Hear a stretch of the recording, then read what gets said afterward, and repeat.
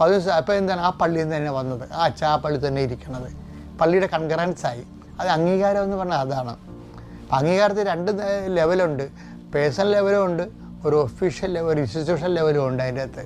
ഇപ്പോൾ യേശു കർത്താവാണെന്ന് അത്തരം കൊണ്ട് ഏറ്റു പറയണതും അത് അംഗീകരിക്കാതെ ഏറ്റു പറയാം. നമുക്ക് അംഗീകരിക്കുമ്പോൾ അംഗീകരിച്ച് ഏറ്റു പറയണതും തമ്മിൽ വ്യത്യാസമുണ്ട്.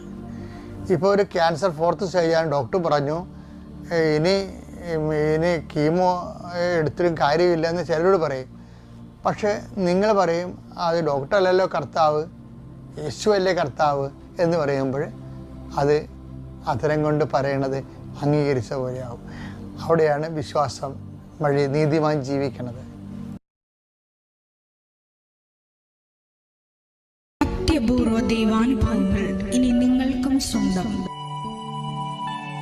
ഈ യൂട്യൂബ് ചാനൽ ഇതുവരെ സബ്സ്ക്രൈബ് ചെയ്തിട്ടില്ലെങ്കിൽ ഇപ്പോൾ തന്നെ സബ്സ്ക്രൈബ് ചെയ്യുക.